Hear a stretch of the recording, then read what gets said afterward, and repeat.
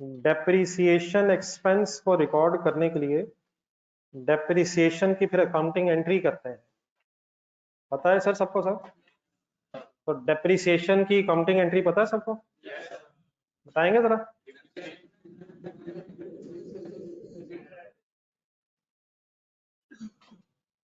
मुझे जो मेजोरिटी की आवाज महसूस हुई है that is depreciation debit and accumulated depreciation credit. लेकिन बेटा डेप्रिसिएशन की एंट्री करने के दो डिफरेंट वेज हैं, आपने फुल कंसंट्रेट करना प्लीज, जीरो डिस्टर्बेंस माइंड। यकीनन आपने बिल्कुल सही बोला, depreciation debit, accumulated depreciation credit भी एक वे है, लेकिन मैं जरा चेक करना चाह रहा हूँ कि आपने सुना या नहीं, वरना फिर मैं खुद बताऊंगा।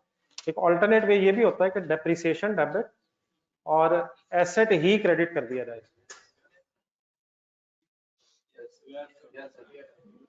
डेप्रिसिएशन एक एक्सपेंस है, सही कहा मैंने, लेकिन डेप्रिसिएशन एसेट के चार्ज होने से फिर एसेट की वैल्यू भी तो कम होती है ना। तो एक वे ये है कि डेप्रिसिएशन एक्सपेंस डेबिट और एसेट क्रेडिट, लेकिन ऑल्टरनेटिवली ये भी है कि रादर देन एसेट को उसके लेजर में कम किया जाए, एसेट के लेजर के साथ साथ एक एक्यूमुलेटेड डेप्रिसिएशन का लेजर भी अलग बनाया जा सकता है। देन उस केस में फिर depreciation debit, accumulated depreciation credit वाली एंट्री भी की जा सकती है। मुझे सबसे पहले ये बता दें कि ये दोनों कम से कम सुनी नहीं आपने? डेफिनेटली बाय डिफॉल्ट एंट्री वही है जो आपने बोली है, depreciation debit, accumulated depreciation credit, preferable यही है, लेकिन ऑल्टरनेटिवली एक्यूमुलेटेड डेप्रिसिएशन का अलग लेजर बनाने की बजाय डेप्रिसिएशन एसेट अकाउंट में भी क्रेडिट की जा सकती है। There are two ways to record the entry of depreciation: depreciation debit, asset credit, या depreciation debit and accumulated depreciation credit। कोई मैंने नई बात की हो? हाँ, प्रेफरेबल वही है जो आपने कहा। तब एक हेडिंग लिखें जरा, accounting treatment of depreciation.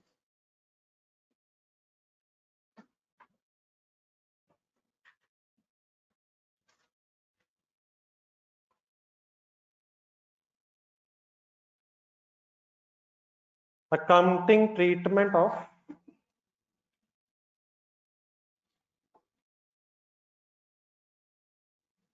Depreciation.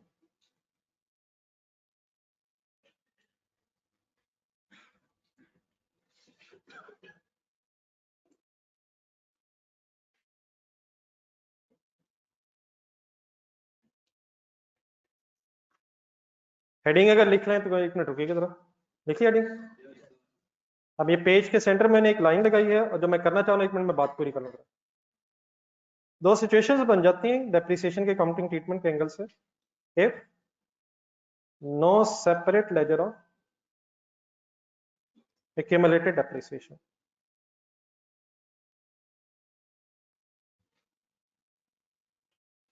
अब अगर आप accumulated depreciation का सेपरेट लेजर नहीं बनाना चाह रहे तो what should be the accounting treatment of depreciation? Double entry के एंगल से डेप्रिसिएशन डेबिट एंड फिर asset credit, irrespective of the amount.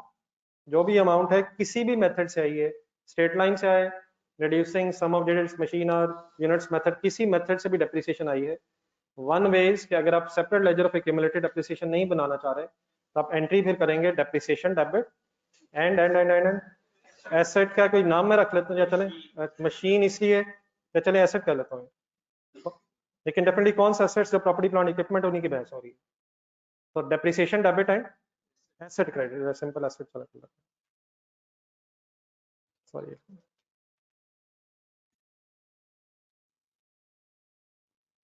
वैसे आप लोगों ने कभी ये वर्ड सुना भी है एक्यूमुलेटेड डेप्रिसिएशन? ये तो मेरे से भी सुन रहे हैं कल परसों से यार। एक्यूमुलेटेड डेप्रिसिएशन अपने ज़हन में जरा फाइनेंशियल स्टेटमेंट्स बनाए। Financial statements mean statement of financial position and statement of profit loss, comprehensive income, जरा ज़हन में लाए। ये एक्यूमुलेटेड डेप्रिसिएशन अगर हो भी तो कहाँ होती है? डेप्रिसिएशन वर्ड जब हम यूज करते हैं तो ये तो एक्सपेंस की बात हो रही है, तो डेप्रिसिएशन तो प्रॉफिट एंड लॉस में, ऑपरेटिंग एक्सपेंसेस में कहीं होगी, लेकिन एक्यूमुलेटेड डेप्रिसिएशन का ताल्लुक प्रॉफिट एंड लॉस स्टेटमेंट से नहीं है। एक्यूमुलेटेड डेप्रिसिएशन ने नॉन करंट एसेट्स में एसेट की कॉस्ट में से माइनस होके फिर WDV बनाना है। एक्यूमुलेटेड डेप्रिसिएशन का काम एसेट की कॉस्ट में से लेस होके एसेट को WDV पे लेके आना है।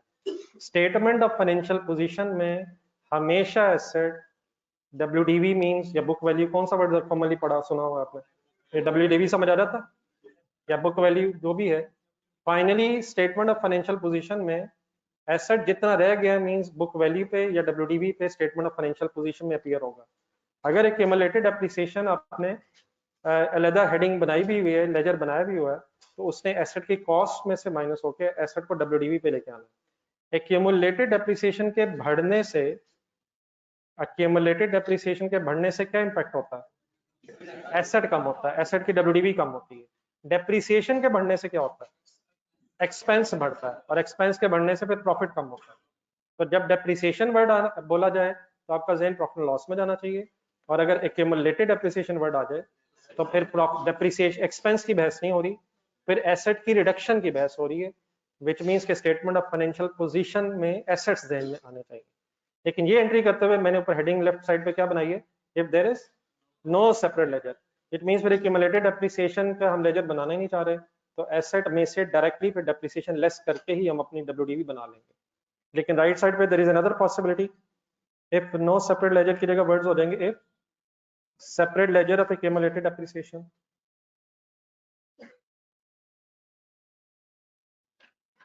तो अगर separate ledger of accumulated depreciation है तो then the double entry of depreciation is depreciation debit accumulated depreciation account credit.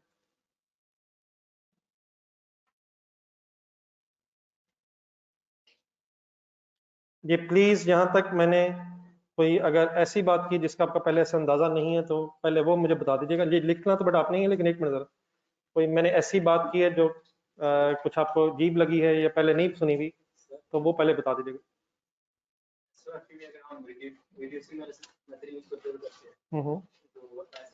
नहीं बेटा, ये कभी भी ये बात तो बिल्कुल इरेलेवेंट है।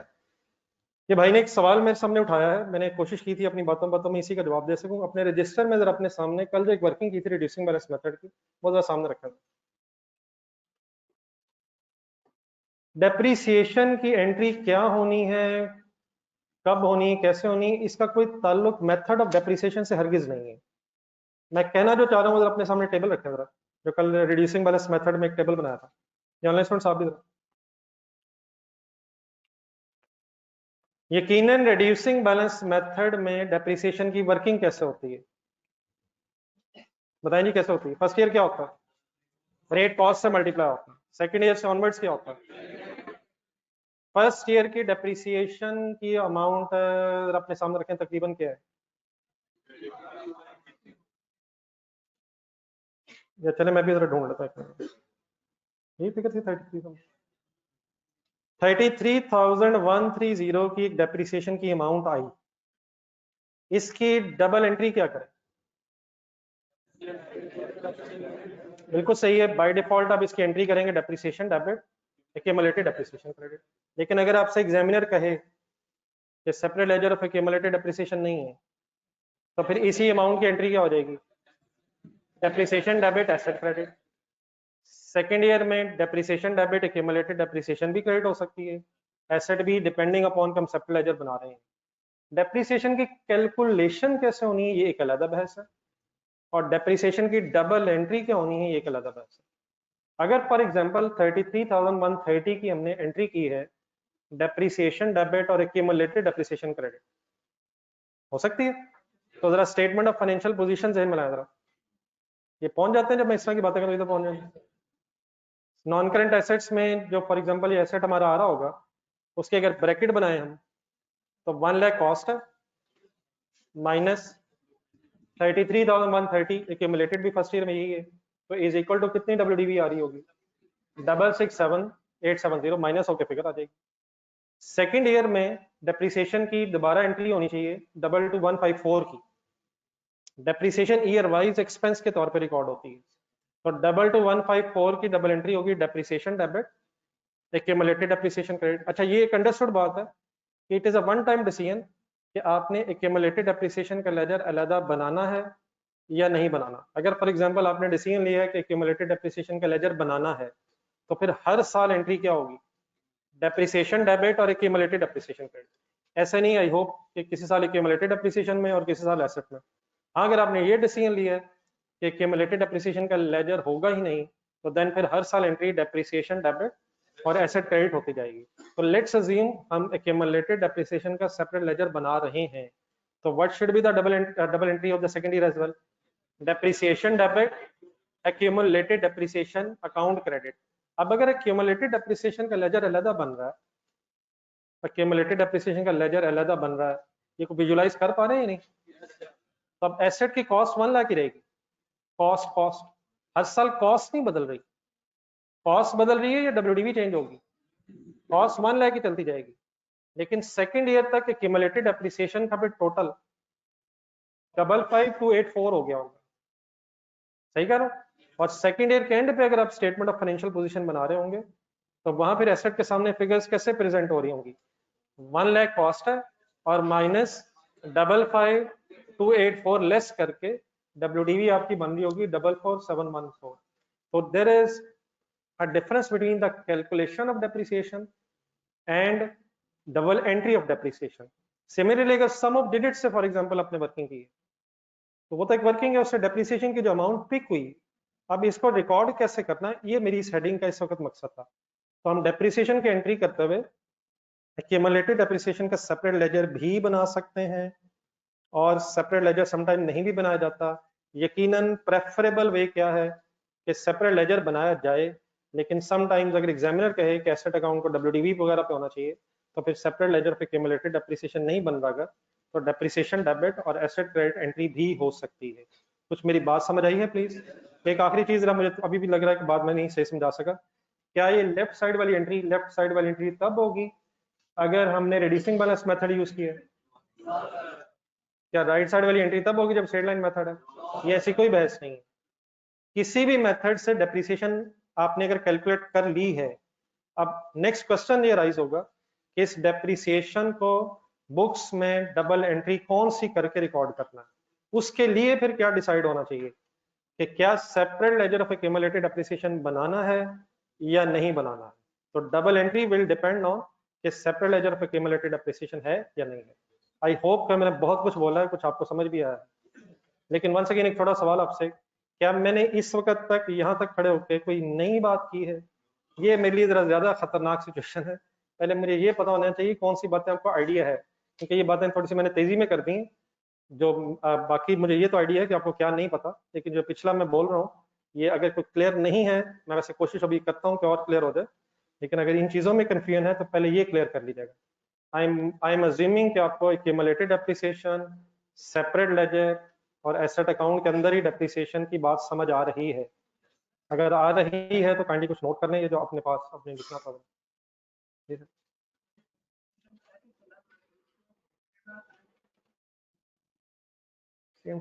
कैसे रिकॉर्ड करेंगे? अगर बेटा एसेट में से लेस होगी तो जो एसेट का लेजर होगा, उस एसेट का लेजर का जो क्लोजिंग बैलेंस होगा वो डब्ल्यूडीवी के बराबर ही आ रहा होगा। उस केस में हमें लेस करने की जरूरत नहीं है। अगर एसेट के लेजर में आपने डेप्रिसिएशन क्रेडिट कर ली है, तो क्या एसेट के लेजर का जो बैलेंस बचेगा वो डेप्रिसिएशन के बाद ही नहीं बचेगा? स्टेटमेंट ऑफ फाइनेंशियल पोजीशन में लेजर्स के क्लोजिंग बैलेंसेस जा रहे होते हैं। एज ऑन जब स्टेटमेंट ऑफ फाइनेंशियल पोजीशन बनाते हैं उसमें क्लोजिंग बैलेंसेस आते हैं। तो अगर आपने ऑलरेडी डेप्रिसिएशन को क्रेडिट करने के बाद अपना लेजर का सीडी बैलेंस निकाला है, तो देन वो CD balance automatically depreciation less होने के बाद आ रहा होगा।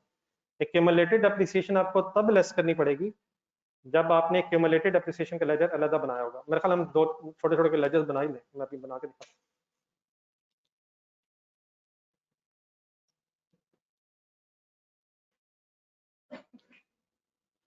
बेटा डबल एंट्री डेप्रिसिएशन की हमेशा डेप्रिसिएशन की अमाउंट से होती है। ये आपके कुछ सवालात मुझे खतरनाक सिचुएशन की तरफ जाते हुए महसूस हो रहे हैं। ये एक्यूमुलेटेड डेप्रिसिएशन की अमाउंट की एंट्रीज होती हैं या डेप्रिसिएशन की अमाउंट की एंट्री होती है? ये आपसे भी सवाल है। डेप्रिसिएशन की अमाउंट की डबल एंट्री होती है या एक्यूमुलेटेड डेप्रिसिएशन की अमाउंट की डबल एंट्री? नहीं मतलब कोई भी जो हमने वर्किंग्स की हैं, क्या फर्क भी है वैसे डेप्रिसिएशन और एक्यूमुलेटेड डेप्रिसिएशन? क्या फर्क है, क्या वजन क्या है, क्या फर्क? What is depreciation? ये ईयर वाइज एक्सपेंस की अमाउंट है, ईयर वाइज एक्सपेंस की अमाउंट। एक्यूमुलेटेड का मतलब तो ये है कि जो डेप्रिसिएशन चार्ज हो चुकी है उसका सम क्या है। तो हर साल डेप्रिसिएशन की एंट्री डेप्रिसिएशन की अमाउंट से होगी। हाँ, डेप्रिसिएशन की अमाउंट एक्यूमुलेट होते होते एक्यूमुलेटेड डेप्रिसिएशन का बैलेंस इंक्रीज होता जाएगा। मीन्स से दोबारा जरा टेबल सामने रखें, रिड्यूसिंग बैलेंस वाला। छोड़ दें लिखना छोड़ें सर, ये तो गेम खतरनाक है। 4 सालों की डेप्रिसिएशन किस कॉलम में नजर आ रही है? थर्ड लास्ट डेप्रिसिएशन का कॉलम। हर साल किन अमाउंट से एंट्री होगी? पहले साल की एंट्री की अमाउंट क्या होगी? बोलनी है प्लीज बोलनी है। 33130। Next year, third year 14,000, 8149906। Depreciation for the year calculate हुई है जिसकी डबल एंट्री होगी। हाँ, जैसे जैसे आप डेप्रिसिएशन चार्ज करते जाएंगे और साल गुजरते जाएंगे तो डेप्रिसिएशन एक्यूमुलेट मींस इकट्ठी होके बढ़ती चली जाएगी, और जितनी एक्यूमुलेटेड डेप्रिसिएशन बढ़ जाएगी उतना ही इसका मतलब एसेट आपका कम हो जाएगा। समझ आती है मेरी बात? एक्यूमुलेटेड डेप्रिसिएशन के बढ़ने से कहाँ इंपैक्ट जाएगा? एसेट पे इंपैक्ट जाएगा, और एसेट उसकी वजह से कम हो जाएगा। और डेप्रिसिएशन के बढ़ने से क्या होगा? डेप्रिसिएशन के बढ़ने से ये एक्सपेंस बढ़ के प्रॉफिट कम।